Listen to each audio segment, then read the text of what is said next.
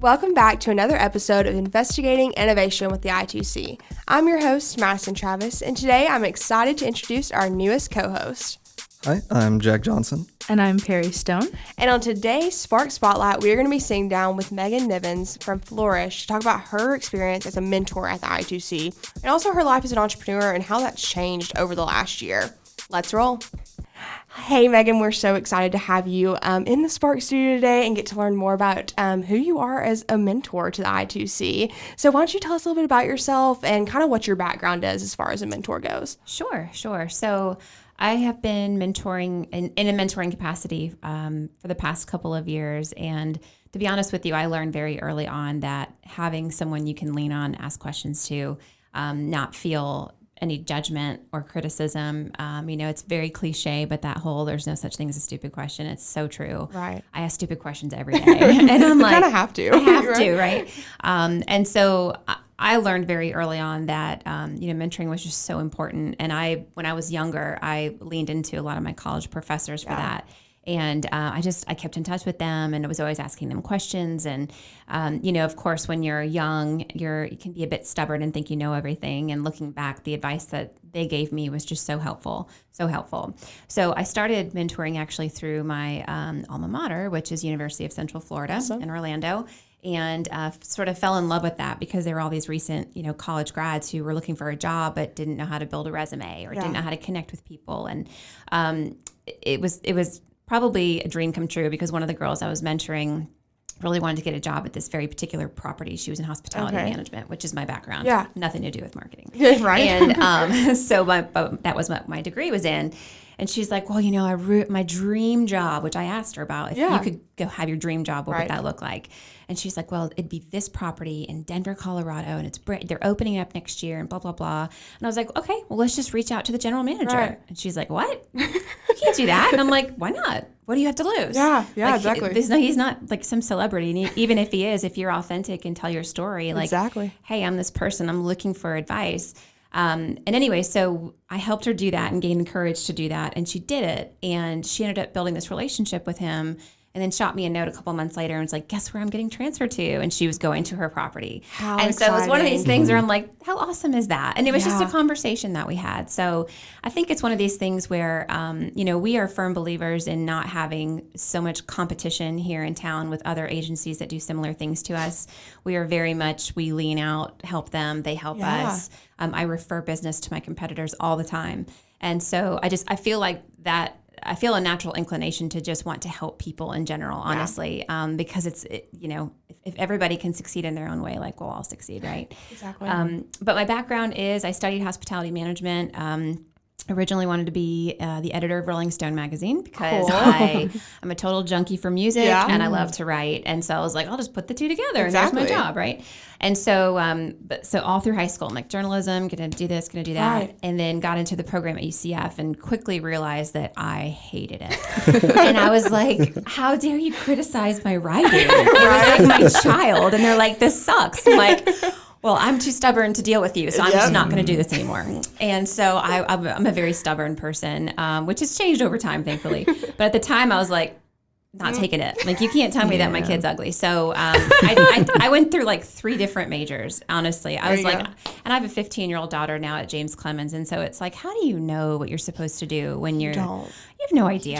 You have no idea. Do you ever really know what you want to do, though? I still don't know what I want to do when I grow up. I mean, I'm sorry, but my experience at Haagen-Dazs and Chuck E. Cheese did not pave the way for a good career path at all. And that 1 or 2 classes you actually take in high school that pique your interest could be because of the teacher, could be because of the students, could be because of the content. And anyway, so I was a firm believer when I was in college that I did job after job after job, internship after internship, whether it was paid or not. I did not care. I did it all. Yeah. And I'm the type of person where I cannot sit still. And so from the day I turned 14, I started working, and I've been working ever since. And I, had a series of different internships, which eventually led me down the hospitality management path because I always worked in restaurants and some sort of service-based industry, and I just loved pleasing people. Right. I liked making people's experiences better, and helping people too. So I was like, well, I'm in Orlando. Mickey Mouse is here. Like hospitality is huge here. And so they had a really great program. Loved it. I just fell in love with it. And And, at the time I wanted to go into event management. So I wanted to do big corporate events for the NFL or for, Capital One. Right. Because event management was a big deal back then. And not anymore, unfortunately. But so I started working in that and honestly landed a dream job. And I was like, don't really like this. It really wasn't my thing. And so I wasn't lost by any means, but I was just like, I just don't really know what I'm going to do. And I was working in a cubicle job and I'm like, if this is my life, like someone just take me out now. Yeah, exactly. Exactly. Anyway, so I had a series of things occur in my life at that time, which eventually led me to get married and have a baby and move from Atlanta, where I was living at the time, to Huntsville. I followed an engineer here. Wow. And I was given an opportunity to work from home with my daughter doing marketing for an engineering company. It was my uncle's company. And he's like, well, I don't know what we're doing. So maybe you can just help out and make I don't know, $10 an hour or something like that. Mm-hmm. So I was doing marketing. I began doing marketing for a company that had no marketing. And it was this very much like, imagine, you work at Burger King and no one's actually like promoting that burger. Exactly. Like you're starting from scratch. Nobody knows what they don't know. And so I had a chance to have a lot of fun with that. Exactly. And the more that I interfaced with customers, the more I served in a role where I could help them understand, because back then the whole thing was it was digital transcription. And so it was going from basic transcription with a tape recorder and typing it to digital transcription where everything was automatically done. And for doctors and lawyers and stuff like that, it's a big deal. So anyway, so my job was to sort of educate them, like, how do you go digital? Yeah, and so I created collateral and had all these conversations with clients. It was so much fun. So fun. And then I eventually sort of fell into different roles after that. But that was my first touch at marketing and really interfacing with a customer and understanding how really being in tune with a customer is so important to understand how to promote your product, because my uncle still is an engineer. Like many people are here in Huntsville. Right. And my experience with engineers is that, and this is not a dig, but they're like, oh, I'm going to create this cool thing that I love and everybody's going to want to buy it. It's like, no one cares about your product. No one cares. No. But you have to figure out what's going to matter to the customer, right? Exactly. And like talk in that regard. So that's sort of like spearheaded my career down that path. And so my mentality has always been with marketing, like and I've been at companies like this where they think that, oh, we'll bring in marketing at the end and they'll just design the logo or get the t-shirts or the pop-up booth.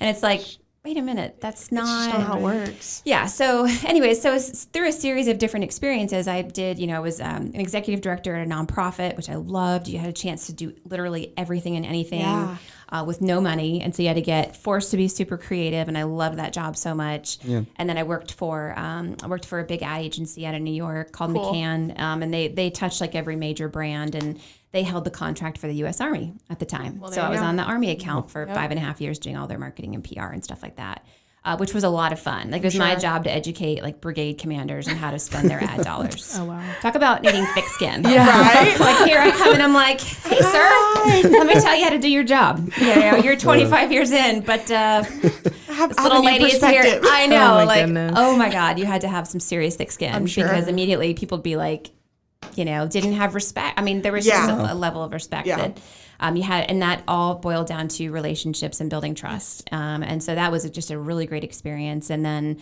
I worked for a tech firm where I was their director of digital marketing for 3 years. And then I was part of the third layoff that they did since I'd been there in 3 years. So I got let go.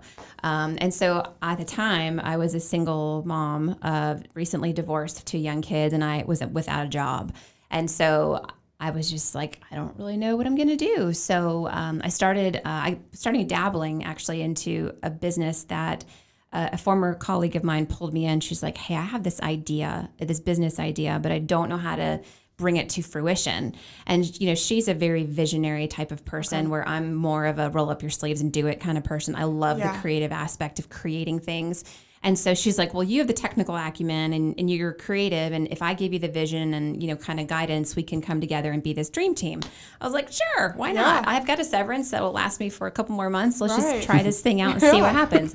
So it wasn't much, but it was enough to just keep my head afloat. But so I dabbled in this startup business and I immediately got bit by the bug. And I was like, wait a minute, I can do this thing for myself, have this control over certain things. And I love the fact of like creating a business concept and then bringing it to fruition and seeing it thrive. Exactly. That to me is like it's right up there with giving birth to children too for me. So really, really exciting. And so that business idea, I was like, and we went through the business plan development. Do it all. And we're trying to solicit investors to come on board and all this kind of stuff. And it was such a great experience, I made so many mistakes. It's not even funny. I really did. It was like day after day. I'm like, I had no clue what I was doing, but I knew that I was very passionate about this thing. You learned so much that way though. Oh, for sure. I learned so much. And I learned so much about which is, I don't mean to be cliche, but it's just as important to learn how not to do things than how to do them. Mm-hmm. And, one of the things that I learned a lot about that experience was we didn't have to have it all figured out in order to take that leap. Yeah. And I think that's where a lot of budding entrepreneurs get stuck because they think they have to have it all figured out when they don't. They really don't. Yeah. And for us at the time, this business idea was something that was very cutting edge. Nobody else was doing it. We had our hands dipped in a market that nobody was touching. And so in the back of my mind, I'm like, I know this thing will be successful. There's no doubt in my mind. But at the time, the young lady that I was working with, who was amazing and we're still dear friends, she couldn't take risks. And she was just afraid of jumping out there. And I'm of the belief that if it doesn't make you want to vomit a little bit, it's probably too safe. Exactly. So I'm like, let's just do it. Just do it, And that's kind of a motto at Flourish, honestly. It's like, and not to say that we, waste our clients' dollars or anything like that, but we take risks and we want to play around and see what works, what doesn't work. Yeah. Because if we're just going to follow suit what everybody else does. Well, and especially in this new age of digital marketing as well, it's something that so many companies are still reluctant to pursue at times, especially here in Huntsville with engineers, just like you were talking about. And so you have to just take those risks and really be innovative in a front where so many people can get involved, and especially with so many platforms and so many new certifications that people can get and things like that. So many people are hopping on the train just to say that they can do it and save their money within the company instead of really pursuing these innovative ideas and really getting their marketing to the next level, Mm-hmm. Yeah. Well, and it's one thing to take a course on something, and it's another to apply that to real world applications. Yeah, exactly. It's two completely separate things. So and it's not a ding on anybody, but it's like you can be certified in Google AdWords, but if you never run a Google AdWords campaign and monitor it, how much do you know about it? How can you really say that you are an expert in this thing unless you've made the mistakes of trying it? So anyway, when I kind of realized that this business venture with my old partner was just I couldn't hang on anymore, because I'm like, if we're gonna do this thing, let's do this thing. Mm-hmm. Otherwise, get out of my way because I'm doing something else. Yeah. So she, I was kind of dabbling and having some friends call me and just say, hey, you're really good at marketing and I could use some help. Yeah. And would you mind? And I was like, yeah, sure. Of course, I never charge anybody because I didn't think I could ever make money off of doing that. But then one thing just sort of started happening after another, and it was like, oh, you're willing to pay me for my services. Right. And at the time, my 11-year-old, who's now my 15-year-old, she was like, Mom, just go do your own thing. Like, don't work for that guy.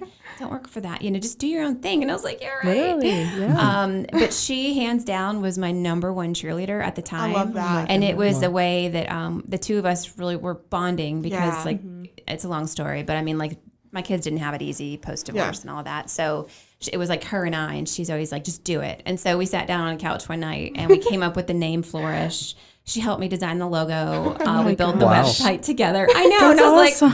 If I get a website out there, that means I'm legit, right? Yeah, exactly. If it's on the internet. Yeah, it is. Yeah. If it's out there, then that means something, right? I've made it. Right. But at the time, I never once had the need to ever try to build my own website. And so just having that trial and error of all right, I'm going to jump on Wix and try this thing. I'm going to try Squarespace. It's a little bit cleaner. I'm going to try. And I just did it. I just learned how to do it on my own.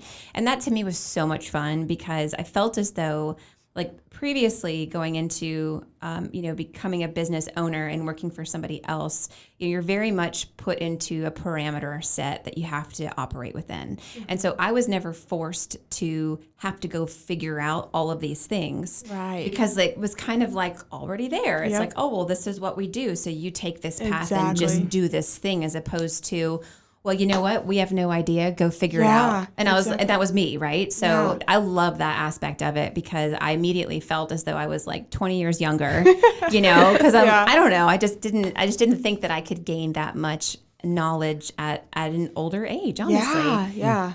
Anyway, so we got the website up, and that was official, right? Like that meant we were legit, and which didn't. But I had one first client contact me, and I think you paid me like $300 a month, and I was like, I have made it. Oh yeah. Oh my gosh. And I was making like really good money before, so I'm like, but I was so excited to have somebody pay me. Money is money, right? And at the time, I mean, it was just always different things happen. But anyways, so that was our first client, and then after that, one more came, and thankfully, being in Huntsville, having resources like the I2C and like the Catalyst and like the Small Business Development Council and the Women's Economic Division, all the things that are here, perfectly fuel those who are interested in going down this path. And so I was fortunate enough to stumble across the Catalyst because I didn't really know what to do. And I got in their Engage program, which was amazing. And I learned so much from taking just a handful of courses. And, they hooked me up with an accountant. Yep. So important. I know you guys have accountants here too, to help with the companies that are here. And, I immediately sat down with an accountant, and she was I thought she was so inexpensive, but she was amazing. And kind of like you, Madison, she had fiery red hair, and I was like, no one's going to mess with this woman, and she's going to keep me out of jail. That's all you need, right? I'm like, because I had no clue what I was doing. No clue. Exactly. And like, my daughter starts talking about her calculus class, and like, I can just feel the twitch in my face because numbers are just not my thing. So I was like, just do this thing and make sure I don't go to jail in tax season. Exactly. But she also taught me how to refile my business. Like I just went on LegalZoom, and I'm like, well, sure, this is how you, get a business license. I just didn't know what I didn't know. So having resources like that at my disposal to ask those questions that some people are afraid to ask, I think is just so important, and you learn so much. I mean, the resources that are in Huntsville are insane. And that's something that I've seen I feel like changed so much even over the last couple of years. Like, my time being a student here and seeing so many entrepreneurs just flocking to the area and really taking these opportunities for what they are and like not holding back is super exciting and just brings such a new era to Huntsville. I feel like it's more than just rocket science now. It's more than just, the engineers, it's so many exciting things that are coming and like Flourish, bringing just a new light to entrepreneurship. And it's not something that is easy to do, which I feel like is something that was misconceived in the past. It's, you don't just wake up one morning and start your own business. So it's just super exciting to see that occur, There's so much that has to like come into being to support those more technical fields, right? Flourish. And then a lot of engineers need people to like write for them. Like that's what I do is technical writing. And it's just something that I didn't really understand was so important because being in Huntsville, you kind of think like, oh, it's an engineering town. Right. Yeah. But like those people need other tasks done for them that, they may not be as technical. They may not be like the kind of big flashy thing, but, Interdisciplinary is huge, and I can see that really becoming a huge part of the Huntsville just business realm in general. Just really bringing the two together. It's no longer just a division and where they don't really cross paths. Like they cross paths all the time. Even here. To say that because like living in Huntsville, like my whole life, you grow up and you're like, this is the Rocket City. The engineers, the analysts, science, STEM, and then I feel like that's what's been coming into play a lot these last couple of years is like arts and humanities and like the like combination of the two, like the real like unification of the two is what's making Huntsville become this like really big town right now. Like I think that's what's making it so popular and people are beginning to notice it because that's what it was missing. I think having just the one, like obviously like STEM has its, pros and cons. I mean, rockets, they're cool, Yeah, they're engineering's really cool. really important. And then when you add in that artistic aspect, that's what it was missing. That's what gets people here. And I think that's a huge part of what has made Huntsville blow up these past couple of years. It needs that. It needs that half. People are realizing the value of those like supporting roles a lot more. Well, I mean, let's be honest, being a little bit older than you guys, and seeing the importance of community is just everybody thrives when everybody comes together. And not to sound like a hippie by any means, but I think that Huntsville is very, very unique in that this community is very unlike others, where I'm telling you, I lived in Atlanta and I lived in Orlando, and it was not like either one of these. And people don't understand that about Huntsville. It's very unique. And, one of the things I think is so great about this city is that pre-COVID, there were so many opportunities to collaborate and network with other people. And there's things that are purposely developed in order to fuel and make people thrive by bringing others together. So it sounds a little bit cliche, but, it wasn't until I got laid off of my job and I was really scared, to be honest with you. I didn't know what I was going to do. I don't have any family here. It was just me, 2 young kids, and it was a pretty tough situation. But I decided, you hear that whole cliche about, like, there's a movie coming out about it, but it's like the year of yes. You don't say no to things, you say yes to things, and to an extent, right? Like, just make sure it's legal and all that kind of stuff. But like when you keep an open mind and you never assume what you can get out of a relationship as opposed to thinking like, what can I give to this person? And so going into a lot of relationships and collaborative opportunities where you think in that way, like, how can I help you? How can I help you today? And it's not about me, but it's about like, how can I help you? And then I think in that instance, you really learn a lot about yourself. That person 100%. Learns a lot about you. It's this win-win. And then it's like, hey, we may have a great idea for a technical writing initiative that nobody really thought about here. Like, you know, why not? And so having that open mindset, I think, is really important. Yeah. And the ITC is really good about really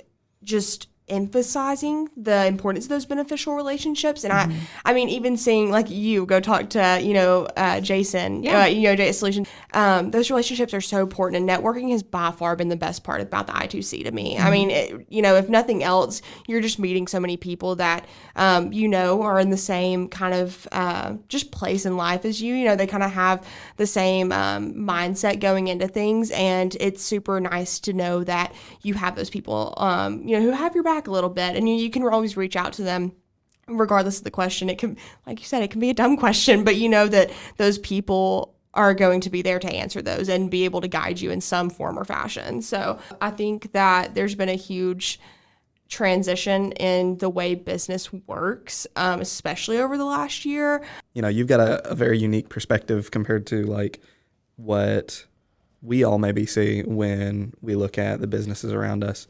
And, what kind of changes have you seen over the last year with how businesses approach getting themselves out there and like being, how do they make themselves known? What strategies do they take to finding their place in the market? Yeah. So it's definitely going to be industry specific. It's going to vary, of course, right? But I think that, fortunately, unfortunately, 2020 definitely shed a lot of light on the importance of having a digital presence and engaging with your clients and your customers and talking to them in an authentic way. And, I think we just have gotten so used to there not being a human factor behind how we engage with our customers. Yes. And people like other people. Yeah. Believe it or not, they want to see other people. Like they want to see you not all photoshopped and looking perfect, because nobody looks like that, especially after this year. So, so I think one of the important things to take away from this year in regards to that question is to really make sure that you're having that engagement component implemented with your clients, and you're thinking outside the box, and you are, you have your presence and your brand set up that way. Guess what? When a pandemic hits again, you're not going to be having to go black because you couldn't know how to adapt to it. Mm-hmm. And I think that being adaptable, it was huge last year. People who didn't pivot their strategy as it relates to engagement with their customers and potentially even selling their product, especially if they were brick and mortar or a restaurant. Yeah. If you couldn't quickly say, all right, let's get over it, we need to figure this out, and as opposed to just feeling bad for yourself all the time. Exactly. I mean, I'm not going to lie, and I know we're on college campus, but like, that first week, let me tell you, I poured myself into a bottle of wine and was like, we're going to die. Like, I'm not going to be able to feed my kids. Right? I mean, I was so scared because, we are a startup. And so we don't have bukus of cash sitting in the bank when, just waiting for things to explode. Exactly. We are always growing, and we're on the brink of growth, especially right now. And so every little bit is so important. But it quickly made us realize that we had to pivot our approach. And so I'm really proud of what we did, even though it was really, really sloppy, but I don't really care because it was helpful and beneficial and put us in a great light. But we immediately were like, okay, how can we help other people by promoting the services that we do for our clients? So we immediately started coming up and creating all of these webinars that we were, dropping out on Eventbrite and promoting, for people to join. And we had all these different topics like how to take your business online and what digital, social platform is best for you and how to maximize it. And all of these things that maybe companies didn't look at as a priority before. You better believe they're like, I need to be doing this. They were like now. searching for sure. References like that, like just searching because they were like, no, I don't know what to do. Yeah, right. And this had, and by the way, I'm very much, I'm very honest about this. I never went into doing what we're doing to become rich. I just want to enjoy what I'm doing every day, frankly, honestly. And I want to set a good example to my kids and not dread going to the office every day. And I can tell you, we definitely don't do that. We love what we do. But, it was very quick. We realized very quickly that we needed to help other people figure out how to succeed. And I'm a big believer in, like, again, you just extend a hand. That hand will come back to you at some point. And it's not because you do everything for a selfish reason, but if other people see us helping other people, it just everything just gets better, right? Yes, like we all move in the right direction. Yes. So that's been a huge, huge focus of our business. Is it's not about us. It's not about Flourish, and our team is fantastic, but this is great but I want, doing things like this are awesome, but it's not to promote our business. It's to promote the fact that we can all help each other move forward in the right direction if we lean on each other, which is why mentoring is so important, because it's, you don't know what you don't know. Yeah. And I certainly have a lot to learn, but I also feel like I have a lot to give too. Because we've all make mistakes, and I think that's important to hear about. So definitely a huge part of it too. I mean, like you said, incorporating the part of really just seeing the relationship as a mutual thing instead of, kind of going into it with they're going to think I'm so great because of what I'm offering them or things like that. And just really being like, I may learn something new from helping them, and kind of presenting that way is so huge. And I think COVID just really brought a new light to the relationships we have around us, and really the people we have around us are the resources we have, so we better use them well. And that was kind of, I just feel like how everyone was feeling, because there were no more like networking nights. We couldn't just casually show up at an incubator and, chat with other business professionals. It was very much a look online and see what you can find out and really try to figure out how to optimize your business and the people that you have around you. Yeah.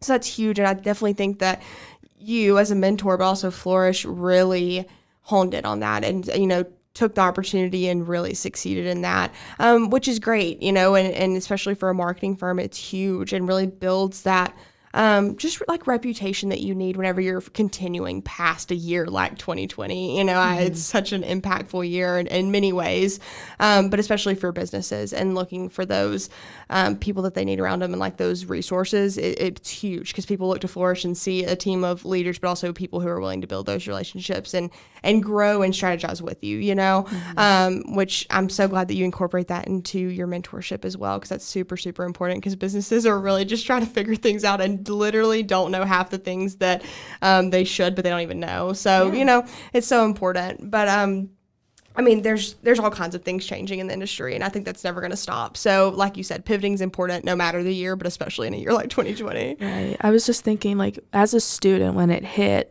initially I was like, obviously a break, we're all excited, we're like, breaks are like, woo. But then it kind of hit a point where you're like, what is my future going to look like after this? Because everybody else has this, like, plan laid out, like, I'm going to do school, I'm going to graduate, I'm going to start a job, I'm going to do internships. And, like, that wasn't convenient for everyone this year. So, like, people who, I guess I have a question. People who identify as entrepreneurs and are trying to get into this field, like, what kind of opportunities are you seeing right now for them? And, like, how do they go about them? Because I know that everything's, like, still kind of recovering. Everything's still kind of up in the air, but there's definitely opportunity out there right now, and it's just a little different, I guess. So how is that presenting itself right now? Well, I think a really good response to that, honestly, is that you have to you can't lead with your product. You have to lead with what the market needs and what solution you're fixing, right? And what challenge you're able to take care of for somebody who's experiencing a challenge. So if you're, an engineer and you're very technical and you've got this great platform that's going to fix XYZ problem, I mean, think about it through the eyes of your client. And so I would say that, and it's funny to back up real quick. So I do some mentoring too at the Madison CEO group, and for Bob Jones and James Clemens. It's awesome, talking to a bunch of high school students, and they're all like, I want to be an entrepreneur. Right? You just want to go do that thing, right? Just go do that thing. Yeah. It is the hardest job I've ever had in my entire life. Sure. I've made the least amount of money. It's so hard. Yeah. So, you can't, I have 3 kids. Yeah. And running a business is 10 times harder than that. Mm-hmm. 2 of which are boys. So that should say a lot. And one a 15-year-old girl. Yes. Oh my God. So that should say a lot. Yeah. So, but the thing is I don't think it's necessarily like, hey, I want to be an entrepreneur. You have to think about what you want to do with that. Yeah. So like, what are you passionate about? I mean, and it's, again, not to keep using this word, but it's a little bit cliche, but I'm a true believer that if you do what you're passionate about, the success will follow. Hands down. 100%. And so just to go into being a quote unquote entrepreneur to become rich and do this thing, that's the wrong reason. Right. The wrong reason. And so I think you have to really follow your gut and your heart and what makes you thrive, because at the end of the day, if you don't do what you love, being an entrepreneur will burn you out so quickly. Yes. Yeah. Because if I didn't love what I did, there is no way that I could put up with the challenges that come with trying to run a business. I mean, it's just every day it's something new. But on the flip side, it's also so rewarding. Yeah. So, you have to have a balance there. And I would say, if you're looking to go into the field and do that, having a really, really supportive network of people around you is so important. I bet. So important. It's crazy, because you just, again, you're going to need people to help with stuff that you don't even know you need. And so never burning a bridge, never, spoiling a relationship, because you never know when you have to come back around and do this thing. Right. I was fortunate enough that I had a really great partner at the time who was like, he believed in it as well, which really allowed me some financial freedom to sort of do what we wanted to do. And so we've bootstrapped everything. We don't have a dime of debt against the business, which I'm really proud of. Yes, should be. But there's not a lot of people who can say that. And so, and there's other ways to go about doing things. Don't get me wrong. But for me personally, that's just how I wanted to do that. So, but I couldn't have done that without a great support system in place. So, and I've realized that from being here is just really seeing how much a network affects the growth and success of a business. It's like one of the biggest misconceptions is that you get to make all this money, you get to be your own boss, and it's just so great to, have your own startup and all this and that. I almost feel like calling it like your goal to be an entrepreneur is almost like counterproductive. Like you really have to have something you're passionate about, and then it becomes entrepreneurship. Like you can't live with those financial goals. Like I want to be a millionaire by the time. I mean, some do. Right. Some are lucky. Some, right. It needs to coexist alongside your life, because if it's something you're passionate about, then it'll be even more fulfilling in the end. And it's because you're not going to want to put all this work into something you're not passionate about, because as an entrepreneur, it's a lot of work, like you said. And so you wouldn't want to just find something random to work on. If you're going to have to be working on it like 24/7, you want something that you want. Like if you're going to be spending all this time on it, you want it to go along with your life, something that you really want to succeed, I think what it really comes down to is that being in that, like having your own business, it allows you to take and find a sense of ownership in that a lot of people aren't really able to develop for when they're working for somebody else. So if you're working for some big company and you're doing like accounting work, where people can kind of outsource stuff to you, then, it might be harder for you to be like, oh yeah, this is something that's really, mine. I'm, doing this in at least some part for me, because it's important to me. But with, owning a business, it seems like really you kind of, everything is kind of on your shoulders to an extent. Yes. It's like scary. It's so funny you say that. So, I mean, I joke all the time, and I don't want to deter anybody from going down this path, but the larger we get, the more people celebrate us, right? And they're like, this is so great. You're hiring again. I'm like, But the more we grow, the farther away I get from doing what I really love to do. Yes. Yeah. And so that's been a hard learning curve because we just celebrated our 3rd birthday last week or 2 weeks ago, which is so why I brought exciting. Jason. I brought Jason cupcakes to celebrate our birthday with us. And so this is the thing, like it was our birthday, but we celebrated other small businesses as a birthday gift. So it wasn't like about us, it was about other people. So we did this whole like small business birthday box that we gave away and stuff. And so it wasn't about us. It was about like celebrating other people, promoting other people, which is what we do. So anyways, but every day I wear a new hat, and it's the HR hat, and then it's the accounting hat, and then it's the IT hat, and it's like, oh, we're out of Red Bull. Oh, our printer's broken. The girls love Cheez-Its. So I'm like, I will order more Cheez-Its.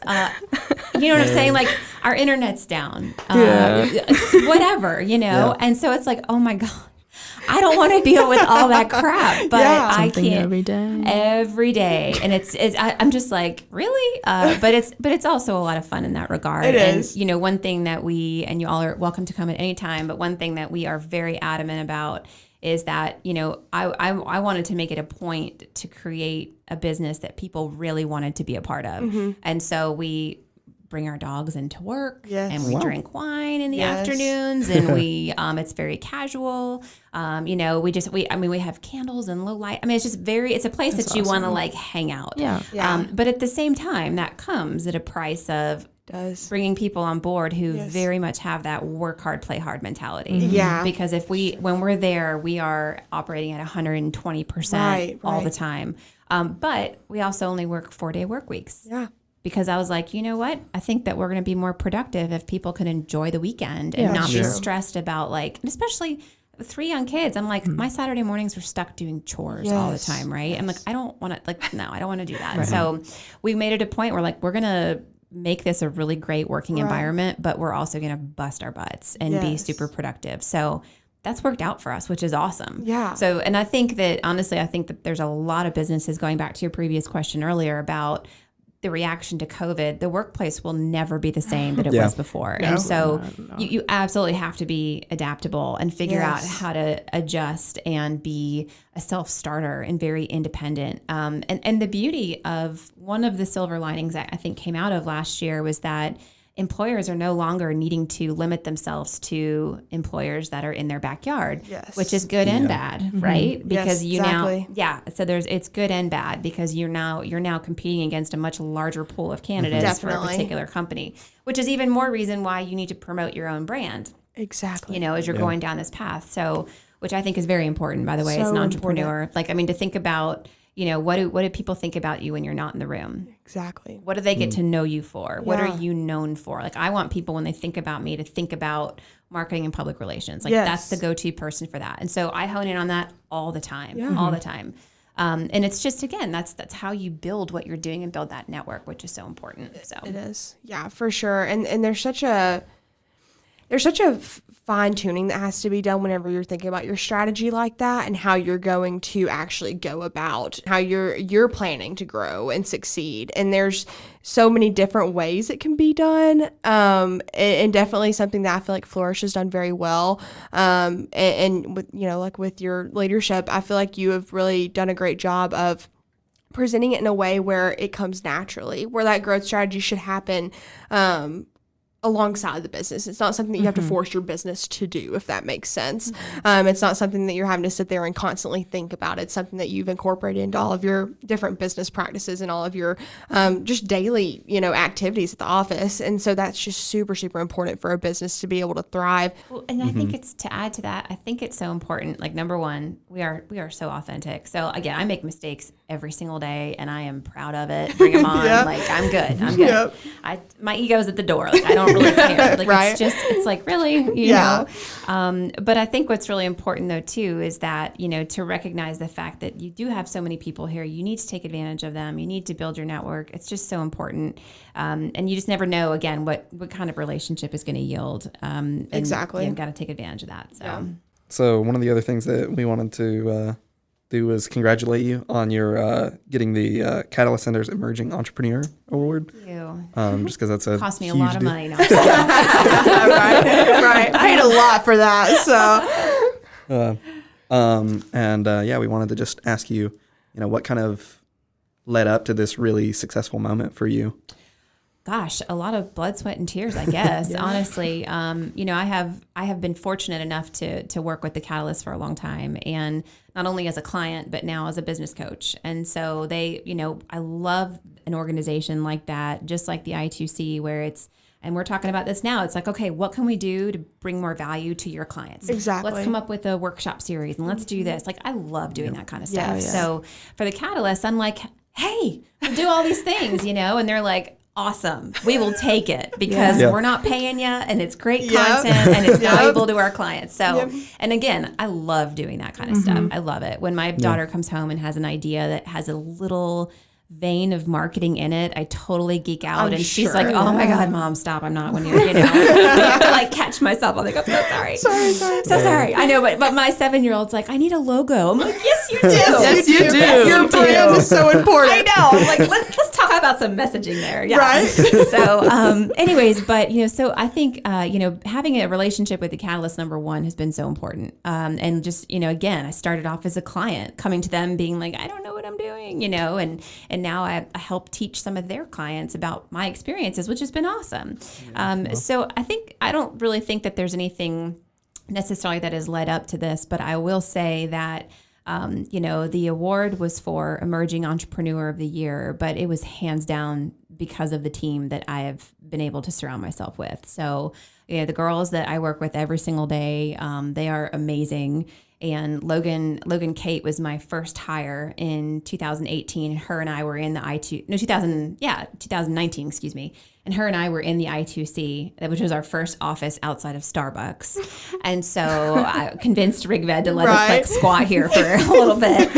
And that's how we built the mentor relationship, and it was great. And she, we moved into our second office space and we just had a card table and 2 fold-up chairs. And I was like, we're not buying any furniture because we got to get these clients that we have to pay for. I'm not putting it up on credit. I'm just not doing it. And she was down for that. She was like, all right, let's do this thing. And now we're moving into our third office, in 3 years, which is so exciting.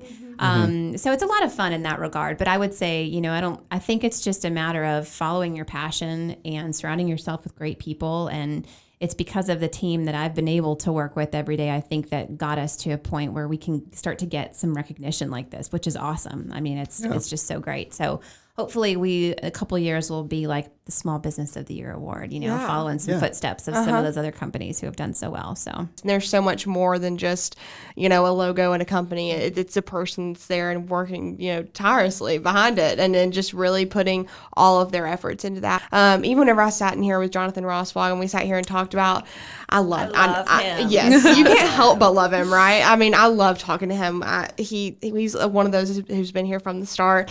So I love chatting with him anytime I get a chance to. But we were talking about how you just have to be optimistic. And that was one thing that I feel like was so evident throughout all of the nominees, is that they've maintained that optimism throughout a year that really tore so many down. And that's what, allowed them to be successful and allowed them to be nominated for an award like this. Yeah.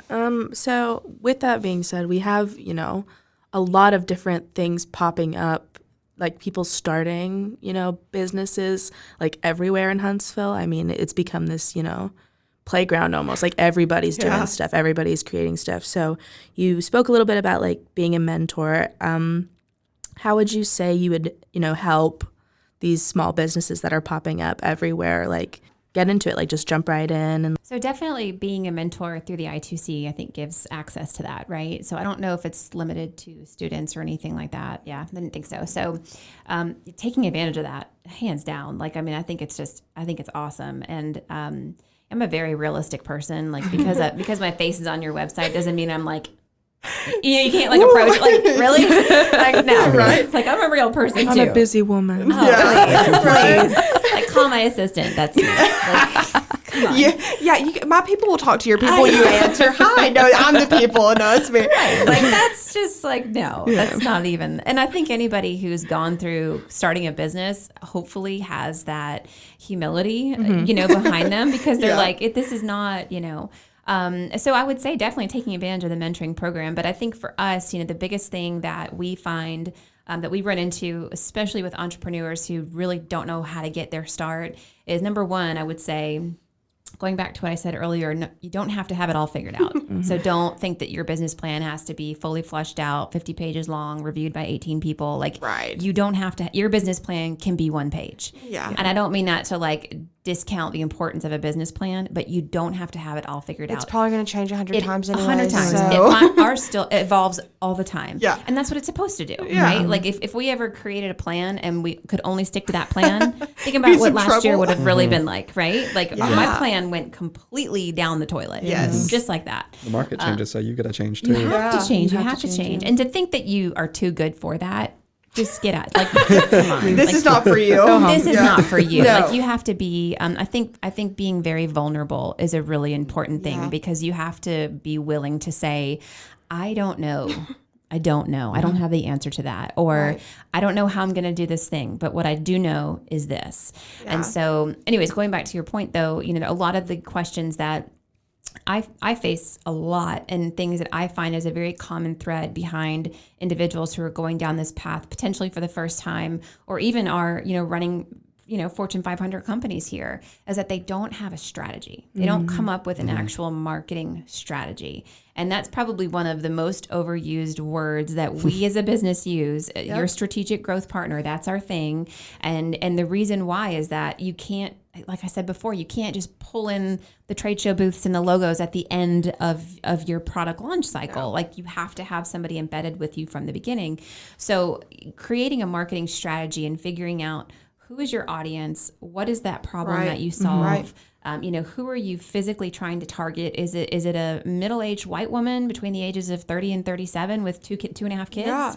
You have to know that. Like, you got to know who you're targeting. So figuring out all of that information and doing your research up front, I think, is so important. And a lot of people are like, I wouldn't even have thought about that. Right. Which to me, I'm like, duh. I don't get it. What do you mean? And so we have a free, coming out of COVID, we've got a lot of free webinars on our website, one of which is how to build a marketing strategy. So, going to check it out, and just watching that, I think, will really, really help people. Definitely. And that's one of the biggest things I think that I find. So, a lot of our client work is, the first 45 days of our relationship with any new client, and this is more of retainer outsourcing all marketing efforts, is that we spend the first 45 days doing discovery and research. So we do a ton of competitive research, market research, understanding the persona, all that kind of stuff. Where do they live? What kind of information do they consume? When do they consume it? All that kind of stuff. And that output of all of that work is a strategic marketing plan, which can be anywhere from 30 to 85 pages long. Yep. Like, legit. Right. Like, we have a defense contracting company we work with, and oh my gosh, it's probably 82 pages. And a lot of people are like, that's insane. I'm like, it might be to you. But it's necessary, though. But what it shows to our clients, though, is that we are invested in understanding how they need to operate their business. That way I can, confidently say, you need to go spend $10,000 on this thing over here. And we know this because of this reason. But which I think, let's be honest. Like, if I'm going to build a relationship with you, Madison, and we're going to go into business together, I want to get to know you 100% in and out, because once you throw in business in the mix, everything can change. Everything the second changes. You have a dime of profitability, everything changes. I don't care who you go into business with. And so that was a lesson I learned.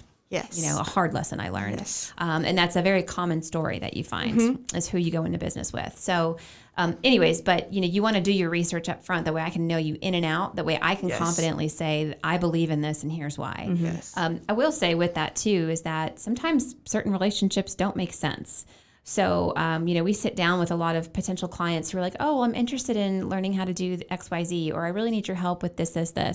If we personally don't feel like we can succeed 100%, we don't work with somebody. They could spend $100,000 with us. I'm not going to do it because it's just, if I know we cannot successfully achieve the goals that they're wanting to achieve and they may be unrealistic about what those expectations look like, we politely decline. Yeah. And I have to say, of course, I would never say who this is, but for the first time, we actually fired a client, which let me tell you, that was a very, very hard thing to do. Hard. But it was like, no matter what we did, it just wasn't ever good enough. And I knew in the back of, like, we did amazing things. Exactly. Amazing things. But when you work with people who just don't really understand that, I'm not going to continue to try to prove everything to you. Right? You don't have the effort, the time, the money. It's just like, you know what, you do you, I'm going to do me. Exactly. We've done our best and we've given a lot of great tools. But, sometimes those relationships don't work. So you have to figure that out, as well. That's extremely important. Yeah, for sure.